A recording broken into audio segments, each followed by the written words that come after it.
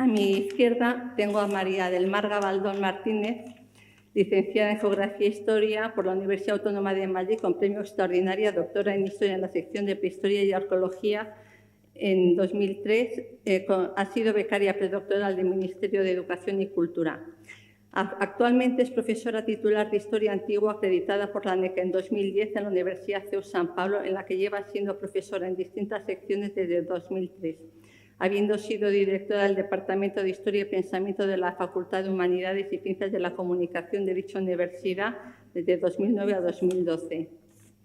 En la actualidad es coordinadora de primero de los grados de Historia e Historia del Arte y responsable de las áreas de conocimiento de Historia Antigua y Prehistoria y coordinadora de prácticas del grado de Historia. Asimismo, imparte la asignatura La Guerra en el Mundo Antiguo y Medieval en el Máster de Historia Militar de España del Instituto Universitario Gutiérrez Mellado de la UNED.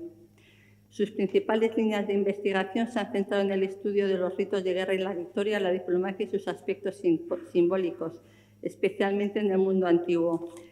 Y actualmente forma parte de 3 grupos de investigación: Polemos, Occidens y Vulnerabilitas. Ha sido también miembro de la Junta Directiva de la Asociación Española de Historia Militar y desde 2015 a 2023 ha dirigido la revista especializada Gladios, publicadas por el CSIC, que saben también que es una revista especializada en temas militares en la antigüedad, y la colección de monografías Anejos de Gladios hasta 2024. Marga Gabaldón sobre las armas y los lugares de culto en la Edad del Hierro. El ratón. Con el tema las armas y los lugares de culto en la Edad del Hierro, Celtiberia y el resto de Europa y del Mediterráneo. Buenas tardes. Quisiera, primero de todo, dar las gracias por la acogida a este magnífico lugar de memoria, como decía el doctor Pérez Rubio, que es para todos un magnífico lugar, el Museo Arqueológico Nacional, a su directora y a Susana de Luis por esta organización de esas jornadas. Bueno, como ha señalado en más de una ocasión el profesor Fernando Quesada Sanz, que pues lamentablemente no puede estar aquí en estas jornadas, las armas son por definición, antes que nada, instrumentos de y para la guerra. Son objetos diseñados con un fin, matar y defenderse, y todas las demás consideraciones se subordinan de alguna manera a este destino. Con todo, y perdonen que lea porque así voy un poco más rápido, con todo es bien sabido que un arma, especialmente entre las sociedades antiguas, la Edad del Hierro, es mucho más que una herramienta de guerra, cuyo diseño, muchas veces muy cuidado, como se ha dicho esta mañana, implica una asociación a tácticas guerreras determinadas. No hay que olvidar que el armamento es un prisma privilegiado de información para llevar a cabo estudios tecnológicos, tácticos, sociales, simbólicos y rituales. En ese sentido, un arma puede ser un elemento de caracterización social, un símbolo de prestigio, una apreciada ofrenda a los dioses, un instrumento ceremonial e incluso un objeto de veneración.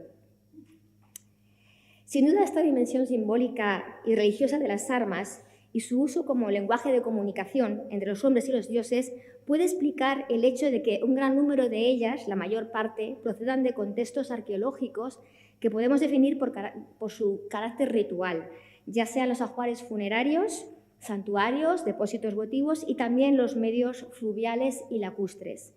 La presencia de armas en estos contextos, con su variedad y complejidad de motivos, confirman el fuerte vínculo que existía entre la religión y el mundo de la guerra. Antes de entrar en combate, casi todos los pueblos de la Edad del Hierro, de una manera u otra, participaban en determinadas ceremonias, augurios, sacrificios. Tras la batalla se celebraba la victoria con todo el ceremonial necesario.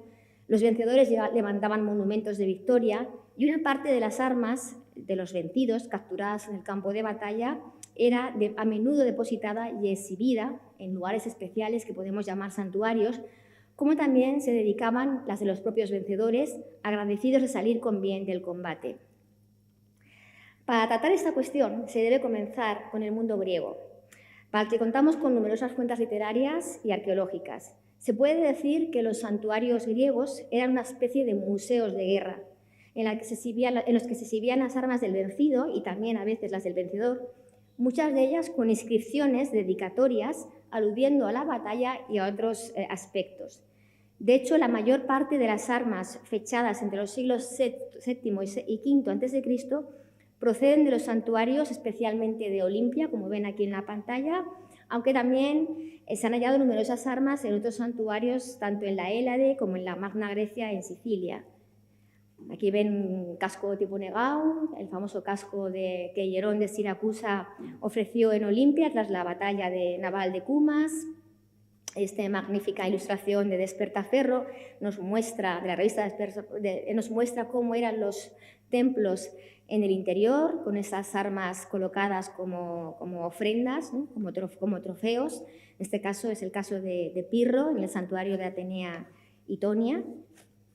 O, por ejemplo, más recientemente en Velia, en la Acrópolis de Velia, en el templo de Atenea, en el sur de Italia, se han encontrado unas armas de tipo Negao y también de tipo calcídico que pueden estar relacionadas, eso dicen los investigadores, con la batalla de Alalia en el año 541 a.C. Esta cuestión de las armas en los santuarios, especialmente en el mundo griego, ha sido muy estudiado. Yo misma trabajé sobre esto hace muchos años. Holger Weidinger, esta mañana, bueno, no está aquí ahora, pero Raymond Graels ha organizado varios congresos sobre esta cuestión, sobre todo las armas votivas en la Magna Grecia y también en Sicilia. Por otro lado, entre los pueblos itálicos también existía esta costumbre de consagrar las armas en los lugares de culto, como ocurre en el conocido santuario samnita de Pietrabondante, en el que se documentan numerosas armas, especialmente cascos. Aquí ven un bello ejemplar de un casco montefortino, maravilloso, con sus carrilleras, y al lado unas carrilleras que seguramente tienen esos orificios porque seguramente eran colgadas, exhibidas en las columnas de madera del santuario de los templos de Pietrabondante. Esta costumbre también se constata, por supuesto, entre los pueblos galos de la Edad del Hierro. En efecto, gracias a los datos arqueológicos y a las fuentes clásicas, sabemos que los pueblos galos, tras obtener una victoria, dedicaban los despojos de los enemigos en espacios cultuales. Sabemos, por ejemplo, por César, que los botines de guerra consagrados por los galos a una divinidad de la guerra se dejaban al aire libre en lugares que se consideraban sagrados. Como ha demostrado la arqueología, la mayoría de estos espacios de culto corresponden a un momento anterior a la conquista romana, entre finales del siglo IV y el siglo III a.C. Su perduración en el tiempo confirma su importancia como santuarios, el que sean inviolables y su definición como auténticos lugares de la memoria, como decía antes el doctor Pérez Rubio. El descubrimiento, por ejemplo, del santuario de Gournay, que antes veíamos una imagen, supuso un hito clave en la investigación, porque supuso realmente esa acumulación inmensa de armas en un santuario, supuso el comienzo de la arqueología del ritual en la Galia prerromana y además impulsó el análisis del armamento galo en sus distintas facetas. A este descubrimiento se unieron otros hallazgos y estudios en yacimientos, especialmente en la Galia bélgica, que por sus características, gran número de armas, restos óseos, han sido definidos como santuarios guerreros. Recintos como Ribemont se han definido como una especie de memorias o trofeos que conmemoraban importantes batallas. Por otro lado, en las últimas, bastante tétricas, por cierto, esas imágenes, ¿no? Por otro lado, en las últimas décadas, la arqueología ha documentado santuarios similares en otras zonas de la Galia prerromana, como Corent, datado entre el siglo II y el siglo I a.C., Tintignac o Le Caillard. El santuario de Corent, que luego fue un oppidum, es muy interesante porque en ellos se encontraron varios elementos, varios rumbos de escudo, además partes incluso de una cota de mallas, lo que parecía también parte de un signa, de una enseña, un estandarte con forma de jabalí, que realmente podía formar parte de una especie de trofeo que iconográficamente recuerda al arco de Orange. Entonces, esto sugiere realmente la importancia que tenía este tipo de expolia de lo bélico en la mentalidad de aquellos que frecuentaban el lugar. Un santuario, como digo, que después se convirtió en un oppidum. Por otro lado, en el santuario Le Movit de Tintignac se halló... las armas siempre aparecen inutilizadas, es una cosa muy interesante que no quiero tampoco detenerme en esto, pero es una cosa que en los santuarios, tanto griegos como incluso en los itálicos, en los galos, las armas aparecen frecuentemente inutilizadas por una razón que luego intentaré... bueno, esto es de un cómic, ¿no? Como se ve ahí Por otro lado, como digo, en otro santuario, Tintiñac, también es un santuario, pero es muy curioso porque se halló una fosa que contenía más de 500 objetos metálicos, entre los que destacan los cascos. Esta última categoría de objetos llama especialmente la atención por el carácter especial de algunos de los ejemplares, como un casco con forma de cisne y otros, que está aquí abajo, y otros decorados con anillos. Se trata de un depósito cuidadosamente ocultado, cuyos objetos, antes de ser enterrados de manera ordenada, fueron sometidos a importantes mutilaciones y golpes. De hecho, sus investigadores consideran que este conjunto, más que un trofeo de armas enemigas, era una agrupación de elementos utilizados en ritos de carácter guerrero, cuyo desmantelamiento y posterior ocultación en un lugar sagrado, en algún momento de la segunda mitad del siglo I a.C., intentaría evitar su sacrilegio. Sin duda, estos descubrimientos han demostrado que en la Galia de la Edad del Hierro existían santuarios con depósitos de armas, espacios religiosos que cohesionaban a la comunidad y reafirmaban sus virtudes guerreras. Centrándonos ya en la península ibérica, en el mundo ibérico, la mayor parte de las piezas de armamento del equipo militar se han hallado normalmente en contextos funerarios. Son muy pocas las armas que proceden de santuarios. Hay algunas que se han encontrado en el santuario del Cerro de los Santos. También hay algunas piezas, tanto en tamaño real como en miniatura, en los santuarios de Despeñaperros, por ejemplo, en el Collado de los Jardines, en Santa Elena, en Jaén. Por ejemplo, del santuario del Cigarralejo de Mula, en Murcia, procede una pequeña falcata en miniatura, pero vamos, es muy escaso. Siguiendo un poco las ideas del profesor Lorrio, finalmente en el ámbito celtibérico hay que destacar quizá este conjunto de cascos de Aratis, objeto de esta exposición y de estas jornadas, que bien podrían relacionarse con un posible santuario urbano o un depósito ritual de los propietarios de los cascos o una ofrenda de espolia del enemigo vencido, o quizá como en Tintiñac, en la Galia, como un depósito de armas singulares utilizadas en ceremonias igualmente singulares, es decir, armas que fueran utilizadas en momentos muy especiales, como desfiles, combates agonales, etc. Bueno, esto es una interpretación un poco así, pero podría ser también el caso. Hay otro aspecto que quiero tratar muy brevemente en esta intervención y es quizá más complejo, que es la cuestión de las armas en contextos acuáticos. Uno de los más complejos retos interpretativos que la arqueología europea tiene es intentar explicar la presencia de numerosas piezas de armamento en contextos acuáticos, sobre todo ríos, pero también lagos y zonas pantanosas, desde la prehistoria hasta la Edad Media.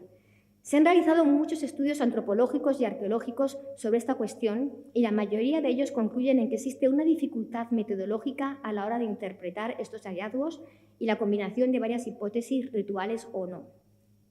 En efecto, esta cuestión de las armas depositadas en las aguas es bastante compleja desde el punto de vista arqueológico, no solo porque se trata de espacios menos tangibles, sino porque en la mayoría de los casos el hallazgo de una pieza de equipo militar, un casco o una espada, suele ser de forma casual, en el lecho de un río. Además, la propia deposición del arma en las aguas puede deberse a diferentes circunstancias, ya sean rituales o no, muchas veces nada fácil o imposible de determinar. Lo cierto es que los contextos acuáticos debieron tener un especial valor simbólico, especialmente en determinados lugares, como pueden ser los vados, las confluencias, las cabeceras o desembocaduras cargadas siempre de connotaciones simbólicas, posiblemente como espacios estratégicos, liminales o incluso santuarios donde habitaban deidades, lo cual explica que desde el Neolítico se hayan depositado distintos objetos en los pantanos, ríos y lagos europeos. Y es que las armas constituyen un elemento especialmente vinculado con los medios acuáticos. Durante la Edad del Bronce se depositaron numerosas armas en ríos, sobre todo espadas. Los hallazgos conocidos en la península ibérica se concentran en ríos pues como el Guadalquivir, el Guadalete, el Odiel, el Tajo, el Duero, el Miño, el Ulla. Especialmente en puntos singulares destaca la concentración de armas en desembocaduras de los ríos del suroeste y del noroeste, desde el Bronce final, como por ejemplo el famoso conjunto de la Ría de Huelva, que se expone aquí en el museo en parte, ¿no? Y muchísimas otras espadas, por ejemplo, de lengua de carpa que se han encontrado sobre todo en la zona del noroeste. Durante la Edad del Hierro, los depósitos de armas en humedales son más escasos en la península ibérica. pero la aparición aislada de algunos puñales de antenas, por ejemplo, en la playa de Cariño y de Ortigueira, en A Coruña, y varios cascos confirmaría la continuidad de una larga tradición simbólica y ritual. El profesor Lorrio y también el profesor Graels han hecho hace unos años un estudio, una revisión de los cascos hallados en medios acuáticos peninsulares desde el Bronce final hasta época romana. De este conjunto aparecen, por ejemplo, los dos cascos corintios que ven aquí, el famoso casco del Guadalete en el Museo de Jerez, o el casco de la Ría de Huelva, el casco corintio de la Ría de Huelva, ese bello ejemplar que está en la Academia de la Historia. De este conjunto de cascos, ya del hierro, también hay que destacar cascos itálicos de llamado tipo montefortino, como el que fue encontrado en el Guadalquivir, junto a San Juan de Aznalfarache, y el ejemplar de Caldelas de Tui, hallado en las aguas del río Miño.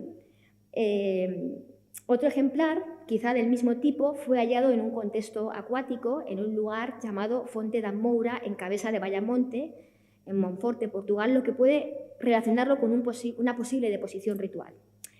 Finalmente, hay que destacar el casco celtibérico, ya con esto acabo, el casco celtibérico de tipo hispano-calcídico de Muriel de la Fuente, que está expuesto en la exposición, en esta magnífica exposición, descubierto de forma casual en el año 1977 en el río Avión, cerca de su nacimiento, en la Fuentona, en este manantial de la Fuentona. Es un casco, como digo, hispano-calcídico, que apareció roto de manera intencionada, como se ha estudiado, como evidencia el cerrado del soporte para el lofos, parte de su calota y las carrilleras. Esta mutilación voluntaria, al igual que ocurre con otras armas depositadas en contextos definidos por su carácter ritual, evidencian probablemente una expresa intención de dedicación votiva y de inutilización. Partiendo de esto, Graels y Lorrio interpretan estos depósitos de cascos en medios acuáticos, yo creo igual, en el marco de un ritual de diactatio, esto es, el sacrificio de un objeto haciéndolo desaparecer voluntariamente en las aguas, añadiendo una imposibilidad de recuperación por medio de su inutilización. Si la interpretación ritual parece la más probable, además del simbolismo del contexto, las aguas, los motivos precisos pueden ser muy diversos: ofrendas a las deidades de las aguas, ritos funerarios, prácticas guerreras para propiciar el combate o la victoria, destrucción de riqueza, etc. Muchísimos. En definitiva, todo un reto interpretativo que tiene aún mucho recorrido. Y con esto ya termino. Muchísimas gracias por su atención.